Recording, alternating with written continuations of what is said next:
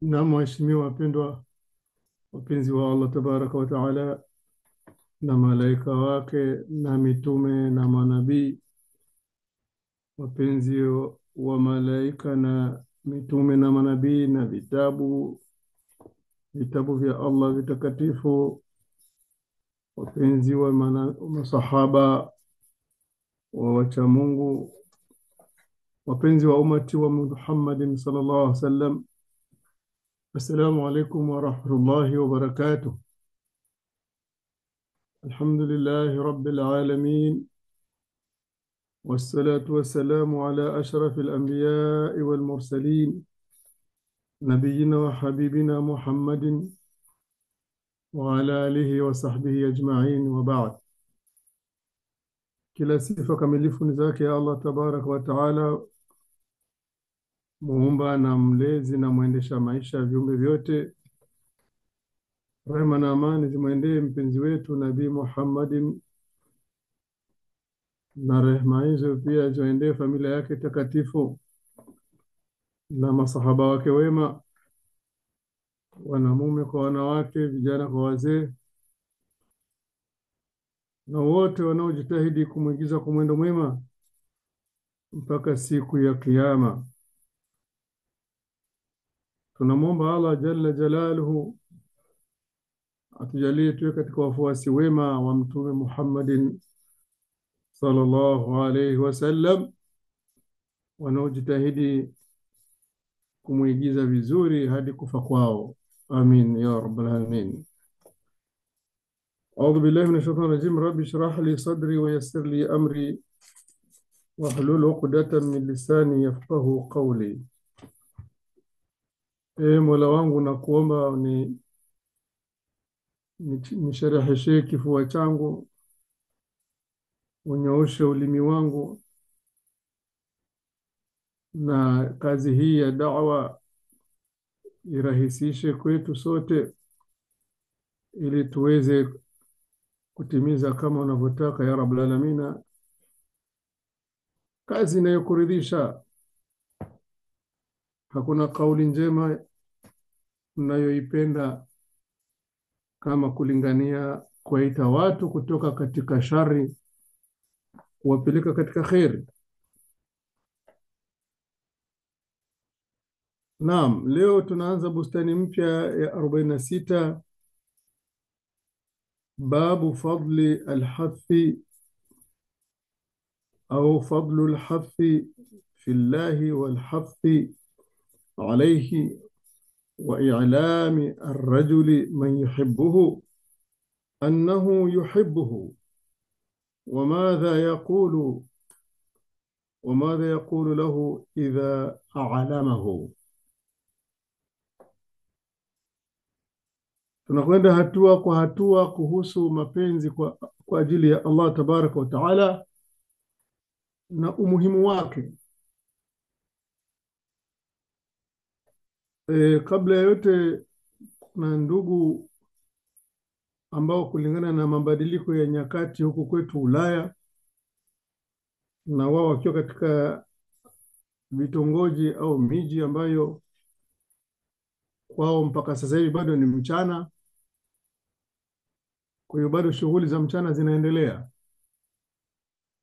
Kwa hiyo wamefahamisha nyudhuru zao kuhusu kuchelewa au kutokushiriki kwenye darsa kutokana na muda wa sisi kuanza saa 12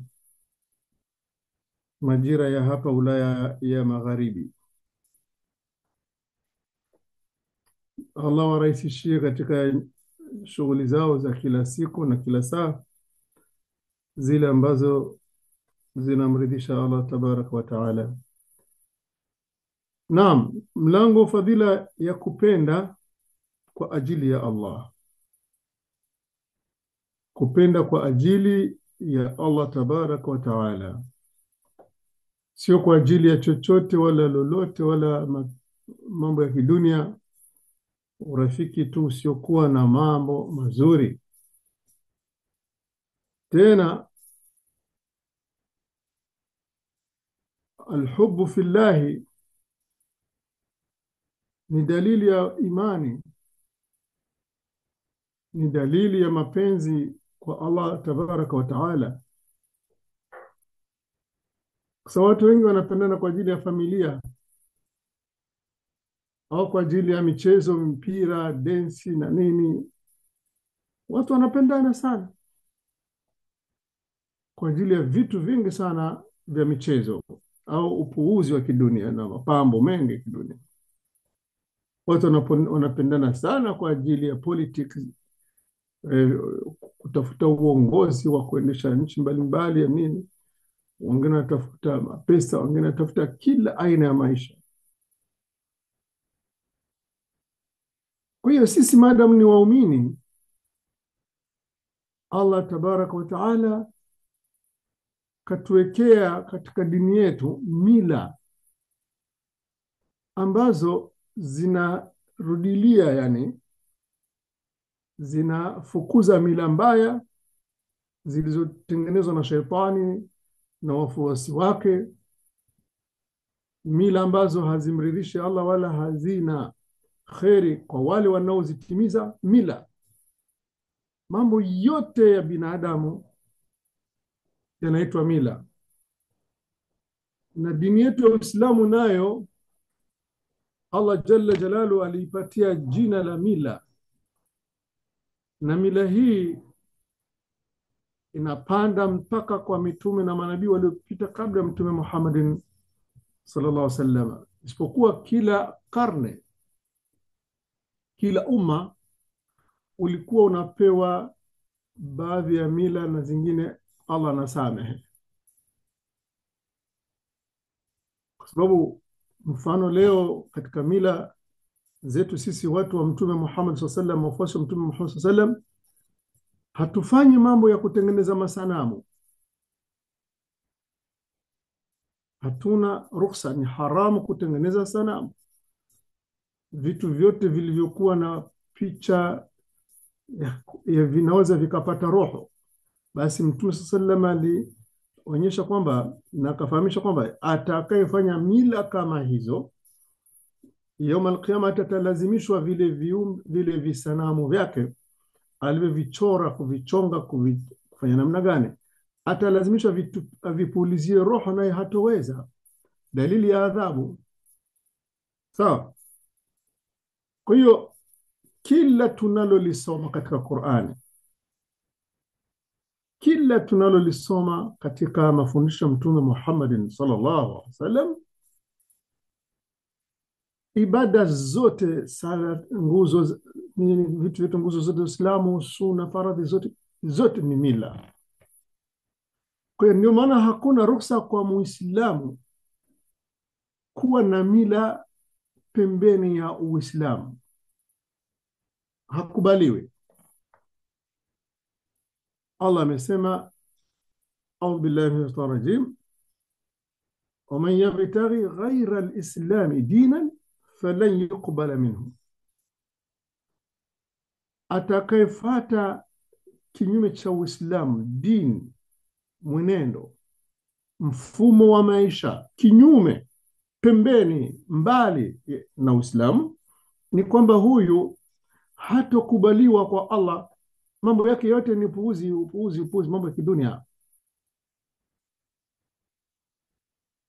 Atakapopuuzwa duniani, atakuja Yawm al-Qiyama. Sasa atakufa, atafufuliwa.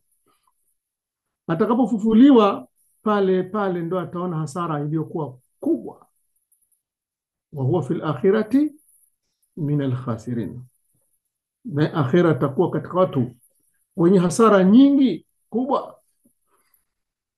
Kwa hiyo alhubbu fillahi ni moja katika misingi ya Muislamu mwema kushikamana nayo, kwa sababu msingi huu, mfumo huu, taratibu hii ya kupenda kwa ajili ya Allah itakujalia wewe uwe mpenzi wa Allah, na uwe adui wa shetani na yote yaliyokuwa kinyume cha Allah subhanahu wa ta'ala. Kwa hiyo uko katika protection, manake umelindwa, unalindwa wewe. Ndio maana utakuta watu wengi wanaompenda Allah subhanahu wa ta'ala huwa hawapendi hata mtu akiwa ni mvuta sigara, akiwa ni mlevi, hapana. Yani mambo yote ambayo ni haramu kwake na yule mwenye kuyatenda anamwona kwamba huyu mtu amekwenda wapi, amekorogeka, huyu mtu anapita njia mbaya, atapata hasara duniani na akhera. Na uchafu mwingi ambao unafanywa na wanadamu. Sasa mualifu wa kitabu, mtungaji, katuchagulia anwani, inasema mlango fadhila, ubora. Yani fadhila ni ubora, utukufu na kupendekeza. Alhathu, fadhila fadhila na kupendekeza. Wewe unapokuwa umempenda Allah jalla jalalu, pendekezea wengine pia wampende Allah na wapende wema, wapende khairi, wapende watu wa khairi.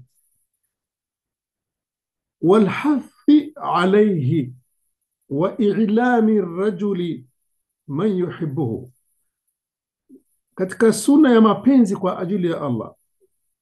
Baada wewe kupenda, mpende Allah, penda watu wote, penda kila kitu kwa ajili ya Allah subhanahu wa ta'ala.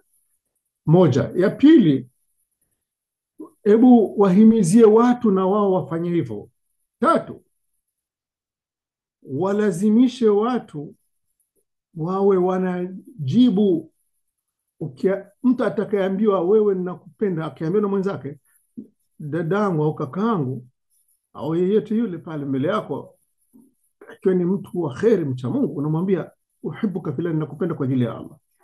Ndio maana ninakuomba, acha mambo ya maasi, acha mambo ya uchafu, acha mambo ya haramu, kwa ajili ninakupenda kwa ajili ya Allah. Halafu na yeye ajibu, na mimi nakupenda kwa ajili ya yule uliyempenda, ulionipenda kwa ajili yake, yani kwa ajili ya Allah pia. Ndio maana anasema wa i'lami rajuli, na mtu atakayeambiwa anapendwa kwa ajili ya Allah, au amwambie, amfidishe, amwelimishe, ampe habari yule mtu kwamba na mimi nakupenda hivyo. Man yuhibbuhu annahu yuhibbuhu, kwa nini? Naye kwamba nampenda kwa ajili ya Allah. Wa madha yaqul lahu idha a'lamahu, na hapa tutasoma ni matamko gani kwa lugha ya hadithi. Sasa tunazungumza unanipenda kwa ajili ya Allah na mimi nakupenda kwa ajili ya Allah. Haya ni Kiswahili, lakini utamu wa ilmu hii ni kuichukua katika Kiarabu, unakwenda kwa ukamilifu, kwa sababu tukileta mambo ya kutafsiri sana tutaharibu maana. Angalieni watu wa madini mengine au Wakristo wa nani, wamechukua maneno yale yaliyosemwa katika lugha zile na wale watu wale wa zamani wale, wakatie ndani ya Kiyunani, Kigiriki, wakatie ndani ya Kiingereza, wakatie ndani ya Kifaransa, wakatie ndani ya Kiswahili, ndani ya kila lugha. Sasa hizi lugha zote kwanza hazikutanishi mifumo yake, misamiati, namna ya kutengeneza matamko. Kila lugha iko na mfumo wake. Hivyo ndio tunaona hapa kwamba tukiwa tutachukua hivi alivyosema Mtume SAW, tutakuwa tumelikamilisha neno lake. Ama tukileta katika tafsiri, tarjama na nini, tunakuwa tunaharibu. Hebu tuangalie Allah anasemaje. A'udhu billahi minash shaitani rajim. Muhammadun, qala Allah ta'ala, Muhammadun Rasulullah والذين معه أشداء على الكفار رحماء بينهم إلى آخر السورة. Muhammad hapa anatajwa, Ar-Rasul sallam anatajwa kwa jina lake hapa, kwa sababu kutajwa kwake kwa jina kuna umuhimu wa kuwafahamisha Waislamu na wanadamu wote kwamba huyu Rasulullahi au tamko Rasulullahi au tamko Nabiullahi sio jina lake yeye, huyo ana jina lake.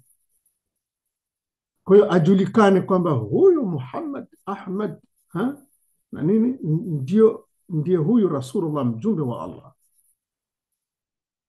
Kwa hiyo si watu wawili,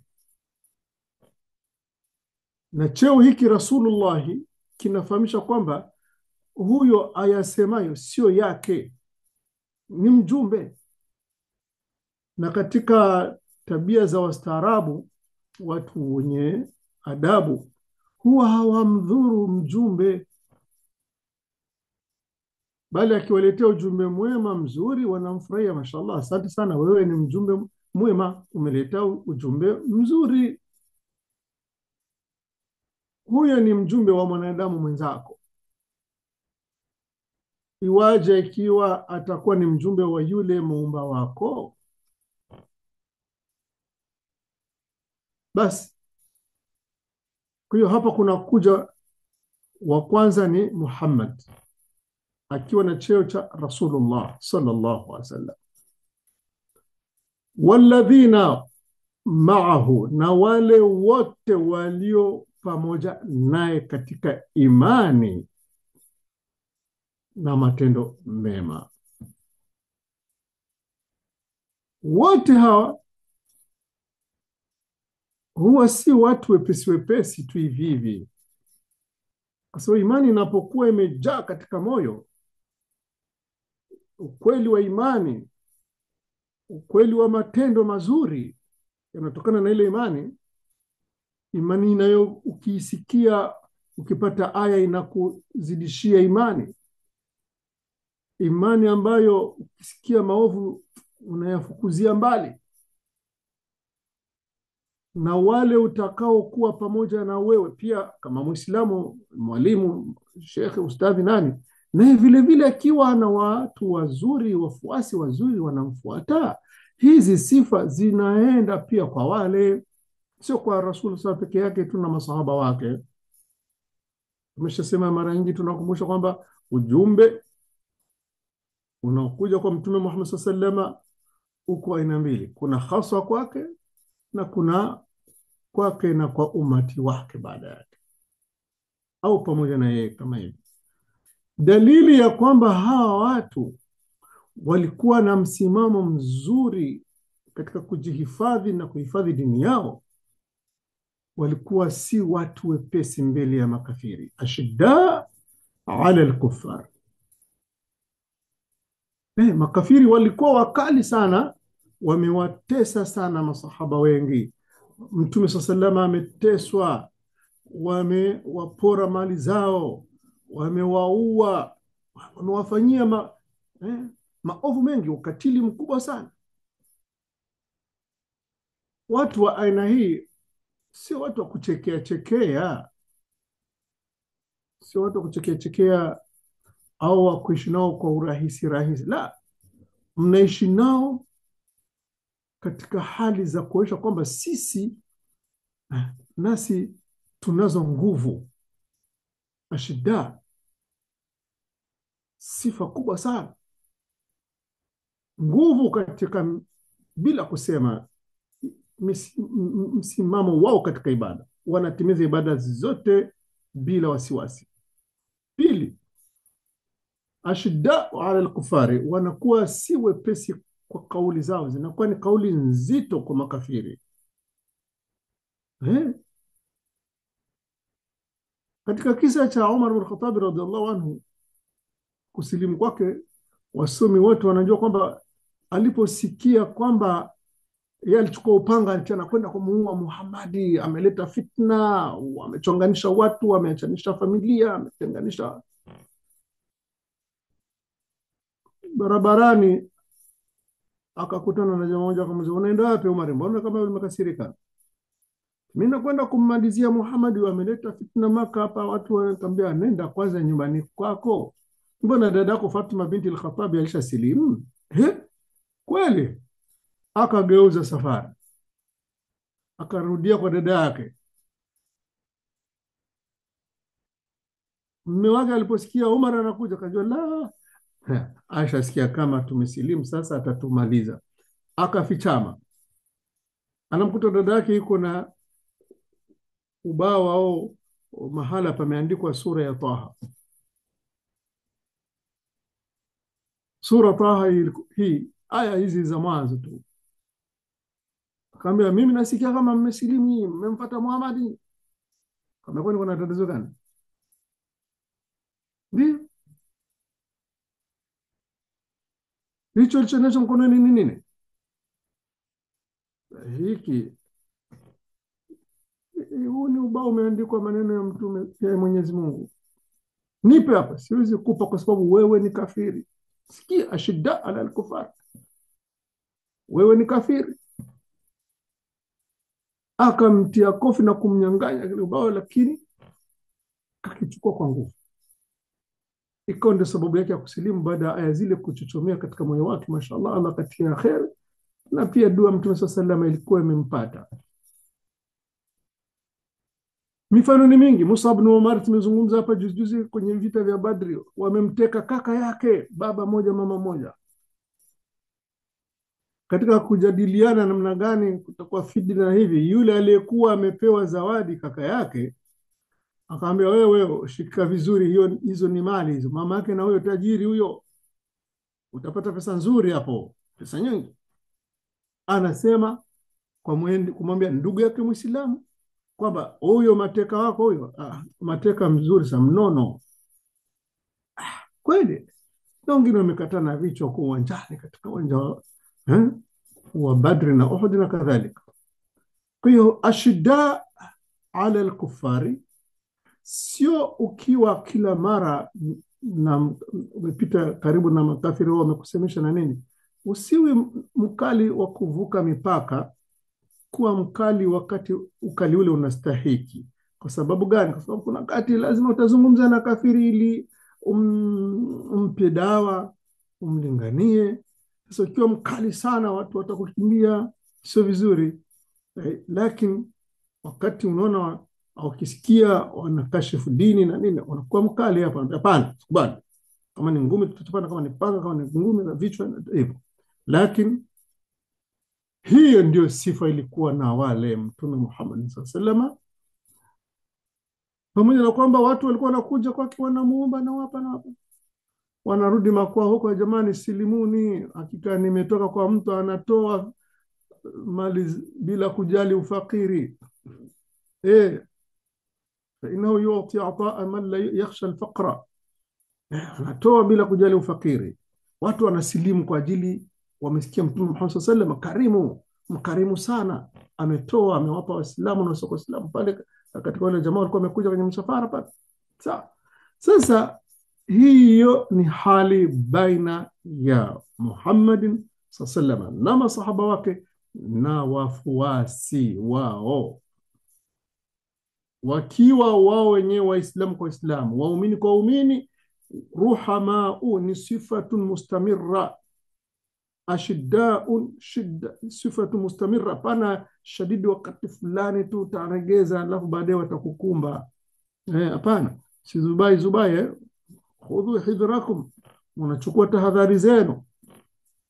Naam, ruhama ni sifa ya kuendelea kabisa, wamesifika hivyo Waislamu. Hutomsikia Muislamu muumini wa kweli kabisa, yani imani imejaa kifuani, anamtukana Muislamu mwenzake, anamkashifu, anamzulia uongo, anamhusudu, anamtesa, anamnyanyasa hata kidogo. Hiyo sio sifa baina yao. Atakayetenda hivyo yuko kinyume ya sifa hii, kinyume mbali, yani hayumo katika aya hii. Kwa hiyo lazima tuwe vizuri makini sana. Ukiudhiwa usirudishi maudhi, sababu utakapokuwa wewe unaudhiwa na haurudishi maudhi, kumekuwa upande mmoja tu ndio unaleta maudhi. Ama pande mbili zote zikitupiana maudhi, zikafanyiana wadui na nini, hawa wanatoka katika ile imani ya kwamba hawa ni wenye rehema baina yao, kuhurumiana baina yao. Na lau hizi aya tungelikuwa tunazikumbuka katika maisha yetu, sa Waislamu tunasahau sana, kusingelikuwa choko choko, licha ya vita, licha ya lana, matusi na nini, jamina sambaratika inasambuka kwa ajili ya watu waongo, wanapeleka uongo. Uongo ni chimbuko la matatizo. Uongo umemtoa Nabii Adam alayhi salatu wasalam na mke wake peponi. Uongo. Shetani alikuwa muongo katika kuwadanganya wale watu, wazazi wetu wawili. Kwa hiyo uongo unamghadhibikisha Allah subhanahu wa ta'ala. Uongo una hasara nyingi sana. Muongo hata akiwa atatumia uongo wake miaka na miaka, iko siku uongo utamrudilia, utamdhuru na yeye. Na hapo haijatosha, ataandikwa yaum al-qiyama, tuko katika kitabu cha watu wa kwenda motoni, hata yuktaba inda Allah kadhaban, ataandikwa katika waongo. Kwa hiyo hakuna sababu, ziko njia kweli za kuepuka matatizo, madhara, lakini sio iwe ndio tabia ya mtu au vazi la Muislamu. Angalieni ulimwengu unavyochafuka. Afrika, Amerika, Ulaya, wapi, Afrika, Uarabuni, kote uongo unachafua mazingira. Uongo unachafua watu, wangewatumikia wengine vizuri. Uongo umechafua familia, uongo umechafua mabara, uongo umechafua mazingira. Hiki ni kipande kidogo katika surati Muhammad sallallahu alaihi wasallam hadi mwisho, yani aya ya 48. Naam, sura ya 48 aya 29. Kwa hiyo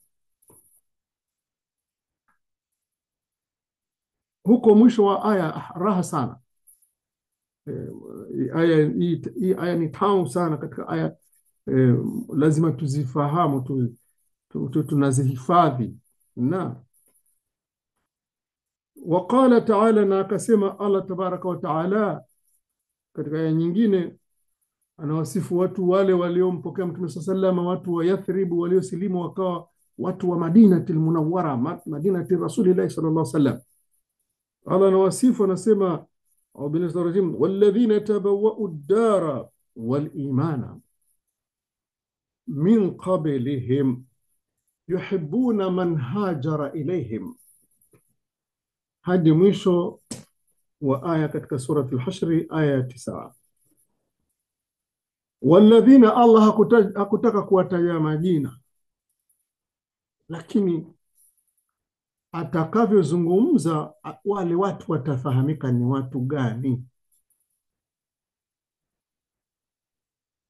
Tabawwa'u ad-dara, walitayarisha mji wao au nchi yao ya Madina, ya Yathrib. Ad-dar, yani mji ulikusanyika wote ukawa kama nyumba moja, sio diar. Kwa hiyo walipompokea Mtume sallama, na kabla yake na baada yake masahaba wake kutoka Maka na wote waliokimbilia mji ule, basi wao wenyewe walitayarisha majumba yao. Kila mtu alipotayarisha nyumba yake, ikawa ni kama vile nyumba zote zimegeuka kwa imani moja, kwa msimamo mmoja, ukarimu wa aina moja, au wanazidiana baina ya ukarimu, kwa sababu wale walikuwa na vingi walitoa vingi, wale walikuwa na vichache wakatoa vichache, wale walikuwa hawana basi walijaribu kuishi na ndugu zao kwa mapenzi makubwa sana. Na wale watu wa Maka wakafahamu kwamba ndugu zetu wanatupenda sana kwa ajili ya Allah. Huku juu ruhamau bainahum, wanahurumiana kwa sababu wanapendana sana waumini. wacha Mungu wanapendana sana, wanaheshimiana sana kwa ajili ya Allah subhanahu wa ta'ala. Hapo mahala pagumu sana kushikilia. Halafu hapa chini walijua kwamba watawapokea ndugu zao wanaokimbizwa, watakaokimbizwa, kuteswa na kunyang'anywa na kudhalilishwa na makafiri wa Maka. Wakatayarisha mji au nchi ya Madina ikawa kama vile nyumba moja, dar. Hiyo haikutosha. Zile dar,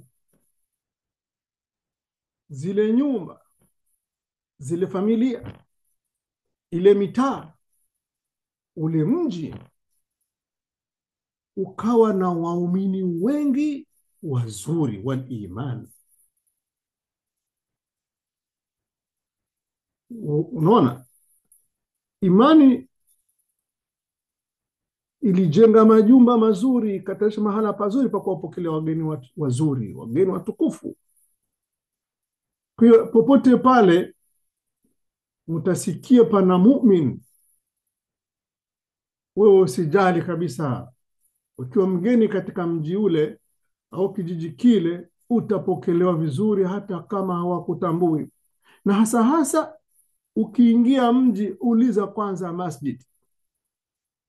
Kwanza uliza masjid, ndio kuliko ndugu zako, ndiko kunapopatikana wapenzi wako kwa ajili ya Allah subhanahu wa ta'ala. Mimi nimeyafanya hayo. Kwanza katika miaka yetu ya masomo, ile miaka ya 70, 80, tulikuwa tukipita mji kama ni Nairobi au wapi, hatuna wenyeji pale, hatuna watu wanatufahamu, tunakwenda masjid. Siku moja nimeishiwa shilingi kabisa za kukodi kilojingi hicho kwa ajili, baada ya siku 2 nitaendelea shuleni. Nikaenda masjid kubwa, nikakaa kidogo, nikaanza nguruma kidogo na aya kidogo na nini. Nikaona shilingi zinamwagika mbele yangu bana. Nikapata shilingi za kulipa lodging zangu 2 na kula na nini, na msafara kutoka mjini kwenda airport. Kule masjidi kule ndiko kulikuwa na ndugu. Siku nyingine nimekuja hapa Belgium, natafuta nyumba ya kupanga. Wakati huo nilikuwa nakimbizana na kutafuta kujipanga kimaisha. Nikaenda mji, sijui mtu, lakini nikapita nauliza, jamani, hakuna masjidi hapa? Hakuna masjidi ya mji? Nikaonyeshwa mahala palikuwa na kisenta cha vijana wa Kituruki. Nikaona nje wanaandika Islamic Center. Nikasukuma mlango ya vijana wa Kiislamu. Naangalia, naona viti tu, hamna masjidi hapa. Kijana kaniuliza, vipi, umepotea njia au hukupotea? Kama hapana, mimi Muislamu na mgeni, nimefika jana mji huu. Naangalia sijui, nikaona panaandikwa markaz ya vijana wa Kiislamu, lakini nashtuka, naangalia naona viti tu hapa, nyumba ya mkutano nini. Akacheka, anambia, naam, karibu, maadamu wewe Muislamu, kwanza kula mkate hapo na siagi ya Kituruki kavu hivi, chai ya rangi nyeusi kabisa, chai kali lakini unapata mkate hapo na chai na nini, unaua njaa. Baada ya hapo ndio jioni wakaja wenyeji, huyo ni mgeni na kadhalika. Nilipata kazi hapo na nikapata na nyumba kutoka katika masjidi hiyo. Maisha yakaanza nini, alladhina tabawwa'u dar wal iman. Msidhani ni wale masahaba tu wa Madina. Hii sifa au hizi sifa zinaendelea mpaka yaum al-qiyama. Wageni wote ndio unasikia ile wabni sabili. Aya imeshaweka pale haki za mpita njia katika mji wako, katika mji wako ana haki kwako. Mtume sasa alikuwa akipata wageni anauliza nani anaweza kumpokea mgeni? Maadamu kwa huyu hakuna chote, kwa nani anacho chakula cha usiku? Ambia ya Rasulullah, mimi ninampokea mgeni wako. Mgeni wako ndiye mgeni wa Allah subhanahu wa ta'ala. Sifa hizi, hali kama hizi jamani, zimepungua sana. Ndio maana Uislamu wetu hauonekani vizuri tena. Sisi tunauweka dosari, tunauharibu Uislamu. Lakini Uislamu mtamu, Uislamu heshima, Uislamu ni fadhila. Ndio maana unakuta kufadlu lhubbi fillahi, penda dini ya Allah kwa ajili ya Allah, penda viumbe wa Allah kwa ajili ya Allah, penda kila kitu, chukia kwa ajili ya Allah vile vile. Huko mbele pengine tutapata mafundisho kuonyesha kwamba sio tu mapenzi tu kwa ajili ya Allah, bali ukichukia kwa ajili ya Allah, maana maovu na watenda maovu wakati ule wanatenda ile maovu, chukia. Kama hukuchukia, ina maana wewe pia mpenzi wa ile maovu, ina maana na wewe mpenzi wa waovu. Sasa wewe kama wewe utakuwa mpenzi wa Allah na wakati ule mpenzi wa watenda maovu, hii ni contradiction. Huku ni kujipinga, haiskani. Kwa sababu ule upande wa wapenda maovu hawawapendi watenda wema. Ila Allahumma, kuna baadhi wanaswali na huku wanatenda maovu, wanatoa sadaka na huku wanatenda maovu, wanafunga Ramadhani na huku wanatenda maovu. Khalatu amalan salihan wa akhara sayyi'a. Huyu kweli utamkuta anacheza cheza akiwa na hawa wema, anajitahidi kujiunga nao, akiwa na wale waovu anakuwa kama wao, lakini mwisho ni mbaya. Ndio huko kwenye huu mlango tuliosoma huko Mtume sana tutahadharisha kukaa mathalul jalisi salih wa jalisi sui, mfano kukaa na mtu mwema na mtu mwovu, au watu wema au watu waovu. Hakuna wakati wa kupoteza. Haiwezekani ukae na watu wema utowe uovu, au ukae na watu waovu utowe wema pale. Hiyo haiwezekani. Kwa hiyo Allah anasema watu wa Maka walikuwa katika hali za kusafiri na kwenda Madina, kuhamia Madina. Sasa ikabidi hawa watu wa Madina watayarishe mapema kabla ya hawa watu wa Maka kufika Madina, kwa sababu matayarisho mazuri sio ule wakati mgeni amekufikia. Hapo inakuwa ni ugeni wa ghafla, ndio pale mtu anahangaika ya Rabbul Alamin. Lakini kama umetaarifu watu au mtu, bwana, siku fulani saa fulani nitakuja kwako, naye akakukubalia, karibu ndugu yangu. Sio karibu za uongo. Kuna zile karibu za kujitoa lawama tu. Sitaki aje kwangu, lakini nitafanyaje? Hebu niwaambie tu karibu, lakini baadaye nitamnyima adresi, au nitajifanya nimesahau, au sijui nimepata dharura. Unakuta watu wapo Waislamu wagonjwa wasiotaka, hasa wasiokijua yule jamaa haja kunitembelea mimi, ni aya tu na hadithi bana, na mimi na madili yangu hapa hayaniruhusu mimi kumpokea. Anakataa kukwambia ustadhi, mimi sikupokee, lakini unaona na dharura fulani nitasafiri, kumbe hasafiri. Watu wa Madina hawakuwa na hizo tabia radhiallahu anhu. Maana Mtume sallallahu aliwaombea dua kweli kweli, katika dua kali alizowaombea hawa watu wa Madina. Aliwaombea wapate riziki, vyakula viwe vingi, kama vile Mtume Ibrahim aliwaombea alayhi salatu wasallam watu wa Maka. Na hakukuwa mtu wakati ule, hakukuwa mtu, mke wake Bibi Hajar na mwanae Ismail, watu wawili. Hakukuwa mtu, lakini dua zilivyo miminwa pale, mpaka leo huwezi kuingia Maka ukafa na njaa. Utapata chakula tu, thamarati nini, aliombea matunda mengi na vyakula vingi na riziki, warzuqhum min thamarati la'allahum yashkurun, vitu kama hivyo. Na Madina vile vile Mtume sema kawaambia, Allahumma bariki fi sa'ihim wa muddihim, vipimo vyao vile vitakuwa vimejaza jaza punja za mchele, punja za ngano, punja za nini, vile vibariki yani wawe na ngano nyingi, punja nyingi, vyakula vingi.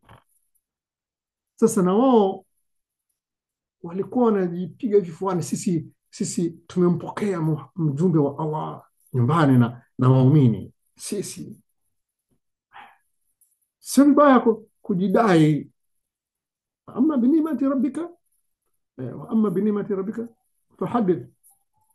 Ukipata neema ya Mola wako ihadithie, izungumzie. Hakuna neema kubwa kama hizi, kuwa wewe mkarimu, nyumba yako pana kwa ajili ya waumini, chakula chako kingi, vinywaji vyako halali kwa ajili ya waumini. Hata ukiona labda kama nguo yake au kiatu chake kimeharibika, unavyo mpe, yani wewe mpe, toa.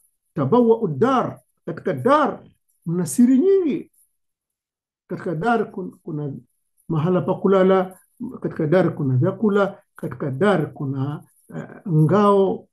Mtu akiingia kwako ni kama kanusurika na baridi ya nje, au kanusurika pia na jua kali la nje, kanusurika na njaa, kanusurika na mchoko, atalala apumzike. Yani dar imekusanya mambo mengi sana katika nyumba. Hivi ndivyo tunafaa kuchukua haya mafundisho ya Uislamu. Ala tuwe tunaziweka nyumba zetu tayari kwa wageni wa Allah subhanahu wa ta'ala, wapita njia, tuwajue tusiwajue, potelea mbali, muhimu ni waumini. Kwa hiyo walladhina tabawwa'u ad-dara wal imana min qablihim, hii qablihim ni kabla ya wale muhajirun kutoka Maka kuhamia kule, na dalili ni kwamba yuhibbuna man hajara ilayhim, wanapenda. Yuhibbuna fi'lul istimrar, manake wanapenda sasa hivi, wanapenda baadaye, wanapenda mpaka kufa kwao. Sio ahabu, walipenda tu kwa muda maalum, huko nyuma mambo yakaharibika wakasimamisha. Hapana, yuhibbuna ni sasa hivi, dakika moja unapenda, dakika ya kufuata umependa, dakika ya kufuata umependa, saa ya kufuata umependa, wiki ya kufuata, mwezi wa kufuata, mwaka kufuata. Yani hubadiliki wewe, mapenzi yako hayapungui, mapenzi yako hayabadiliki. Hata ukiambiwa nini, wewe uko kwenye msimamo wako tu. Wanapenda wenye kuwafuata, wenye kufanya hijra kwa ajili ya mji wao. Na mji sio miti, sio mabarabara, sio majumba. Mji ni watu. Unaitwa mji mwema kwa maana wakazi wa mji ule ni wema. Na mji unaitwa nchi mbaya, watu wabaya, na sio nchi mbaya ni miti mibaya. Hapana, ni watu wabaya, waovu. Hivi ndivyo walivyokuwa wale masahaba wa Madina, na wakapendana kweli kweli hadi wakapata ushindi pamoja na Muhammad huku juu, Rasulullah walladhina ma'ahu. Wakawa watu wa Maka kuchanganyika na watu wa Madina na kuchanganyika na wale wa muhajiruna, kama kina Salman al-Farsi walikuwa si watu wa Arabuni, wametoka huko Farsi, huko nje kabisa ya bara Arabu, wako katika bara la Asia. Wakina Suhaibu kuwa na rangi nyekundu kama mzungu, mpaka akafananishwa na Warumi nje ya bara Arabu. Warumi, mnasikia Roma, Roma wazungu. Wakina Bilal wamezaliwa pale wa asili, lakini Habasha inajulikana ni Wahabeshi weusi. Man hajara ilayhim, man ni nakira tufidu al-umum. Hii herufi man kila atakayefanya hijra akawaendea. Leo ukienda mji wa Madina leo, karne 14 na zaidi, utakuta mataifa ya ajabu yamejazana mle ndani, tena yakakaribishwa. Kuna watu wa kule Ulaya, ma Albania, ma Bulgaria, ma wapi kule waliosilimu. Utakuta watu kutoka Ulaya hii ya magharibi, utakuta Waafrika wengi, Wahindi, watu wenye asili ya bara ya Hindi wamejazana Madina, wao kokote pale. Mashekhe wakubwa wakubwa kama wasomaji wa Qur'ani marehemu Muhammad Ayubu, kina nane, tumesomeshwa na wazee wa Kihindi kabisa, mzee wa miaka 80 70, wazee wa Kiarabu kina mzee Albani, watu walikuwa Madina na kadhalika. Yani kina Muhammad Fulata, watu hao kutoka Falata ni wale nasikia Wapel, nchi zile nyingi sana za Afrika Magharibi, Mali, Senegali, wapi nini, wako kule wamejazana. Tena wanakuwa waadhini wa Masjidil Haram, waadhini na haram, wako katika maisha, ni walimu wa yuhibbuna manhaj. Hata wajukuu waliopo leo, sifa hii imewavaa. Ukiingia mji wa Madina unahisi poa kabisa, utaishi vizuri, utasaidiana na watu wote, mataifa yote. Man hajara ilayhim, bila kuangalia rangi, man hajara ilayhim, bila kuangalia kabila za, man hajara ilayhim, bila kuangalia asili zao, bila kujali lugha zao na mila zao. Mila za wale zilipoingia katika mji wa Madina zikajikuta zote zimesilimu, zimekuwa na mila za Kiislamu. Hadi mwisho wa aya Allah anatuambia hivyo katika surati Al-Hashri aya ya 9. Hadithi ya leo, naona muda umekwenda kidogo. Mimi nikiwa na aya hujihisi kama samaki baharini, sipendi kutoka katika aya. Kila kaneno kadogo, kila neno herufi na huwa nahisi zinanichangamsha. Sipendi kuiacha maneno ya Allah na upungufu kama ninavyofahamu. Nitatoa fahamu yangu yote au uwezo wangu wote wa kufahamu. Tunamwomba Allah jalla jalaluhu atufahamishe, atuhifadhishe, atusomeshe, atujalie tutie katika matendo kitabu chake kitakatifu, na tukisomeshe kwa uzuri na kadhalika, na tuonyeshe picha nzuri za Uislamu kupitia mafundisho haya matakatifu na yale ya Mtume wake Muhammad sallallahu alaihi wasallam. Hadithi ya 300 wapendwa, 375. Wa an Anas radiyallahu anhu عن النبي صلى الله عليه وسلم قال: ثلاث من كن فيه وجد بهن حلاوة الإيمان. أولا أن يكون الله ورسوله أحب إليه مما سواهما، وأن يحب المرء لا يحبه إلا لله، وأن يكره أن يعود في الكفر بعد أن أنقذه الله منه، كما يكره أن يقذف في النار. متفق عليه. Sikilizeni utamu jamani, sikilizeni. Tena tuwaambie watoto zetu, waume zenu, wake zetu, ndugu zetu, rafiki zetu. Haya lazima kuyafundisha sana kila mara. Liwe ni darasa la mwaka huu, ni mwaka wa kufundishana almahabbatu fillahi, alhubbu fillahi, walbughdhu fillahi. Tunafanya mwaka, tunasema mwaka huu ni mwaka wa kusomeshana, kukumbushana, kuelimishana nini maana ya mapenzi kwa ajili ya Allah na faida zake na fadhila na utamu na raha na malipo yake, na nini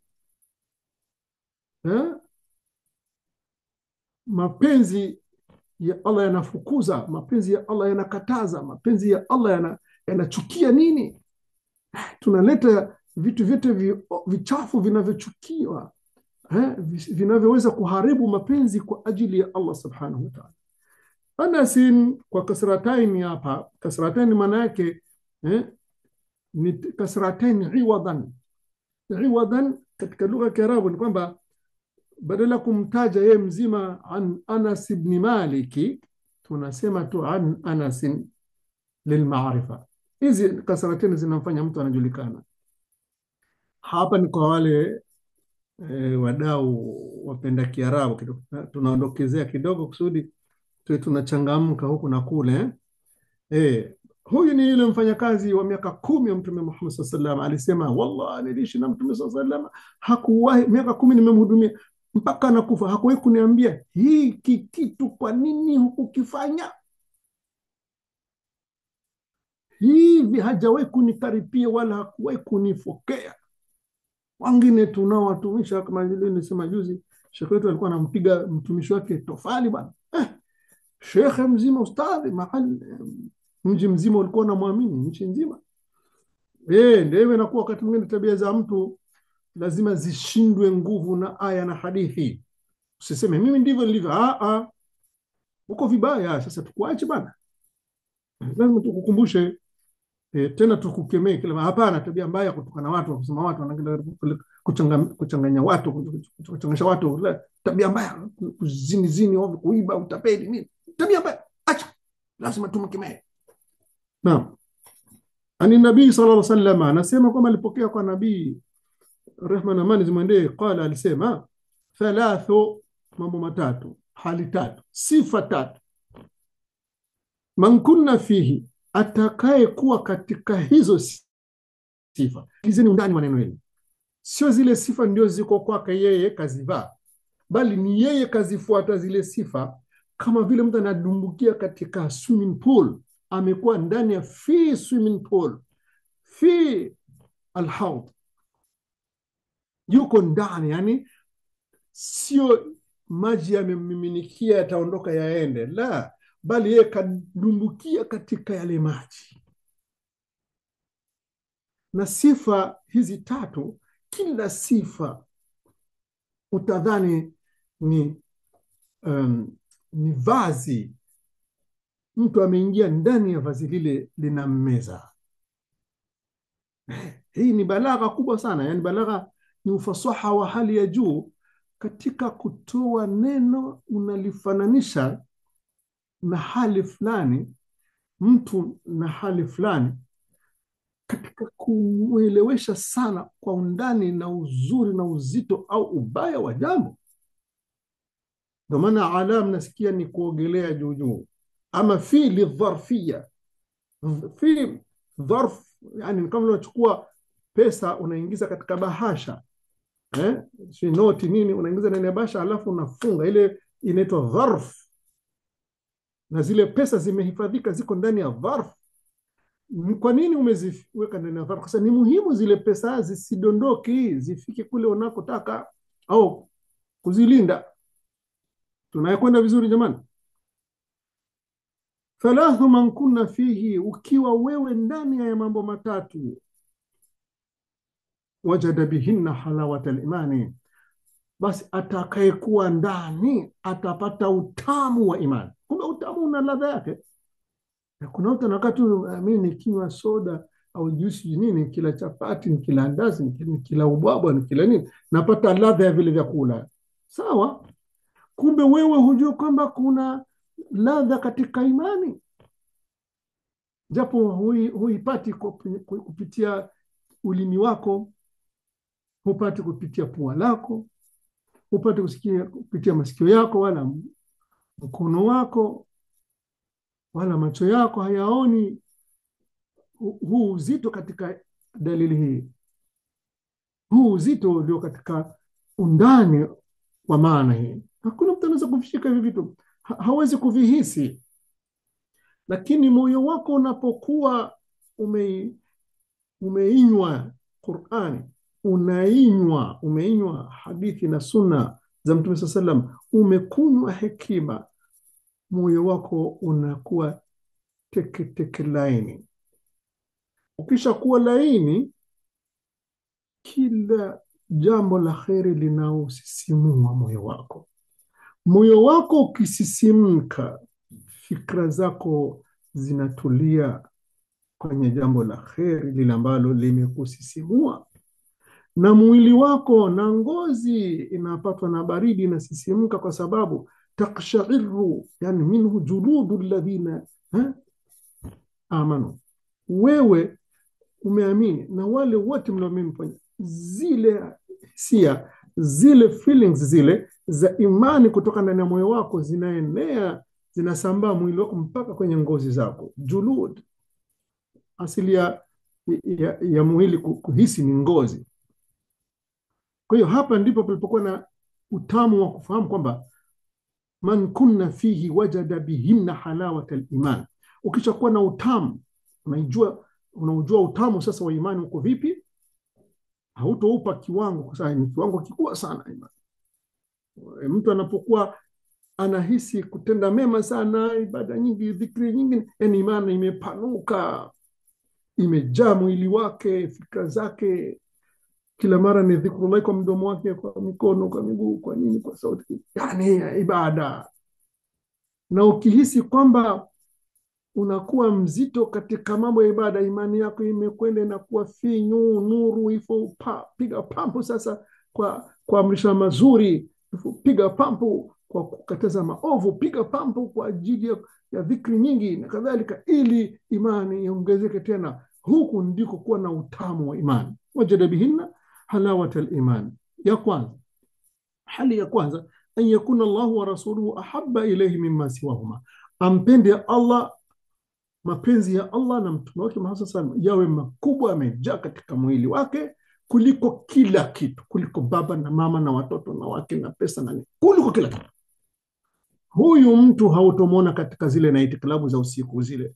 Huyu mtu hutomsikia katika makundi ya maovu. Huyu mtu yuko nyumbani kwake, au yuko katika jambo la kheri, ima yuko masjidi, au yuko kwenye mihadhara, au yuko kwenye madrasa, au yuko kwenye mazungumzo ya kheri, au yuko kwenye harakati za da'wa, yumo tu katika mambo hayo. Ujue kama mtu anaonja ladha, utamu wa mapenzi ya Allah, kumpenda Allah subhanahu wa ta'ala na mtume wake Muhammad sallallahu alaihi wasallam. Kinyume chake hamna. Pili, wa an yuhibba almar'a, alafu anapenda, mapenzi yake hayapeleki kiolela. Kupeleka mapenzi kiolela ni kupeleka mapenzi mpaka mtu hajui anapenda nini, apende vipi, saa ngapi apende, asipendi, anahangaika tu katika vitu vya mapenzi, yani hawa shahawati, mtu anahangaika tu. La, mtu anajua hapa napenda kwa ajili ya khair, kwa ajili ya Allah, kwa hiyo napenda khair, sina heri ndani yake, natoka, simo, stop. Kama hamna khair, hamna, sipo, sitowe, sichangie, sishiriki. Khair zikiwepo, kuwa wa kwanza. Na akimpenda mtu, akiwapenda watu, anapenda kwa ajili ya Allah, sio kwa ajili na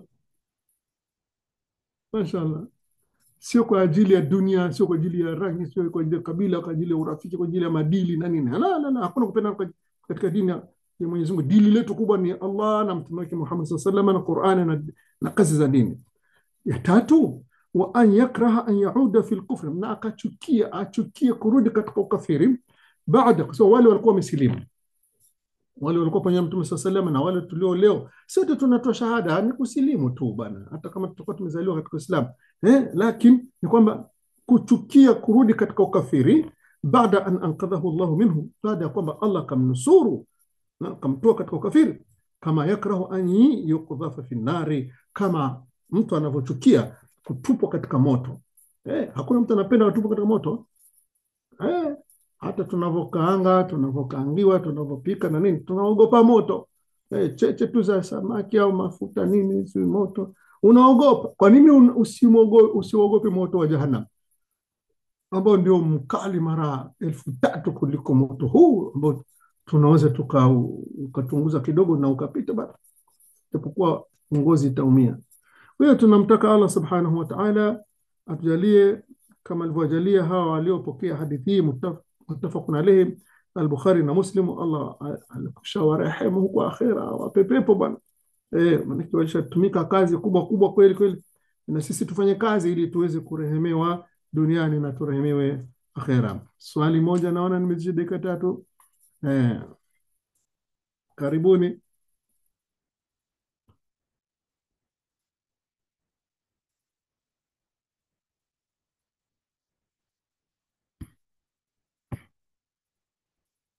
Naam, karibuni waheshimiwa. Naam, naona kuna mkono iPhone. Karibu, fungua maiki bwana. Naam, fungua maiki yako. Assalamu alaikum warahmatullahi wabarakatuh. Wa alaikum salaam wa barakatuh. Nidhani ni bwana kwa sababu sikuona jina la Rahma leo. Yaani mimi nilikuwa naulizia Sheikh, umemzungumzia Nimesema. kuhusu Bilal ibn Rabahi ya kwamba ni mtu wa Ethiopian. Je, aliwahi kuoa na alimuoa binti wa nani? Eh, Alijaliwa kuzaa pia watoto? ehe. Hiyo sasa hilo ni somo kamili kwa ajili yake. Najua alikuwa ni mtu mkubwa sana. Na alifariki kabla ya mtume au baada ya mtume? Baada ya mtume sana, tena hakufia hata Madina. Lakini alioa. Wewe unadhani kwa kuwa alikuwa ni mtu wa Habeshi, sio Ethiopia, usilete Ethiopia. Ethiopia ni jina lipya. Sisi katika dini tunatembelea Habasha. Uhabeshi ilikuwa ni ardhi kubwa sana. Sio vitu vya wazungu wamekatakata Afrika, wamekata ulimwengu wote. Hapana, hiyo katika Uislamu hakuna. Wakati ule ilikuwa mzungu yuko katika ukafiri wake na ushenzi wake huku. Hakuwa anajua ulimwengu bana. Ilikuwa ni Habasha. Chukua ile nchi zote zile, kuna Eritrea, chukua Ethiopia yake ya leo, chukua Somalia, panda mpaka kwenye mpaka wa Sudani, mpaka Habasha ilikuwa nchi kubwa bana. Kwa hiyo alikuwa ndio na mke na mambo mengine ambayo umeuliza, lakini sio hapa leo. Sasa hilo ni somo kubwa sana linamhusu, inaitwa historia ya ustadhi Sheikh Mheshimiwa Bilal bin Rabah. Sahaba Mtume sasa, huyo aliingia peponi bana kabla hata hajafa bana. Kwa hiyo usiogopi, hakuwahi kukosa mke bana. Naam Sheikh, shukran, barakallahu fik. Ahlan wa sahlan. Haya, kesho tena insha Allah. Billahi minash shaitanir rajim. Bismillahir rahmanir rahim. Alhamdulillahi rabbil alamin. الرحمن الرحيم مالك يوم الدين إياك نعبد وإياك نستعين اهدنا الصراط المستقيم صراط الذين أنعمت عليهم غير المغضوب عليهم ولا الضالين. اللهم صل على محمد وعلى آل محمد كما صليت على إبراهيم وعلى آل إبراهيم وبارك على محمد وعلى آل محمد كما باركت على إبراهيم وعلى آل إبراهيم في العالمين إنك حميد مجيد. اللهم tunakuomba mapenzi kwa ajili yako. Tunakuomba kwanza tukupende wewe peke yako, tumpende Mtume Muhammad sallallahu alaihi wasallam sana. Nyinyi wawili tuwapende kuliko vyote. Tusijipendi sisi wala wake zetu na familia zetu na ndugu zetu kuliko dini yako ya Rabbi. Tuipende dini yako, Qur'an yako na hadithi sunna za Mtume wako Muhammad sallallahu alaihi wasallam kuliko vitendo vyote, kuliko ilmu zote. Tujitolee kwa hali zetu na mali zetu na nguvu zetu na familia zetu kwa ajili ya kueneza Uislamu kupitia kitabu chako kitakatifu na mafundisho Mtume wako Muhammad sallallahu alaihi wasallam. Na hekima tujalie thabati, tujalie tuthibiti, tujalie nguvu, tujalie hikma, tujalie kuona mbali, tujalie taratibu nzuri, tujalie ufanisi katika kazi zako zote tunazozitenda kwa ajili yako ya Rabbul Alamin. Usijalie yote haya tunayofanya na ni kwa ajili ya dunia. La ilaha illa Allah Muhammad rasulullah, kwa ajili yako na kwa ajili ya radhi zako na kupata pepo kwa ambayo ni rehema zako, ni starehe zako kwa waja wako. Tunakuomba ya Rabbul Alamin, na wale tunaowalingania watuitike ya Rabbul Alamin. Fungua vifua vya Waislamu, fungua vifua vya Waislamu, nyoyo za Waislamu, fahamu za Waislamu ziwe kubwa ya Rabbul Alamin. Mapenzi yawepo kwa ajili yako ya Rabbul Alamin. Wachukiane kwa ajili yako, wapendane kwa ajili yako. Atakayetenda mema tumpende kwa ajili yako, atakayetenda maovu tumchukie kwa ajili ya kukuridhisha wewe ya Rabbal Alamin. Wa sallallahu wasallam baraka ala nabina Muhammad wa alihi wasallam. Wassalamu alaikum wa rahmatullahi wa barakatuh. وعليكم السلام ورحمة الله وبركاته. شكرا أستاذ. مرحبا يا شيخ.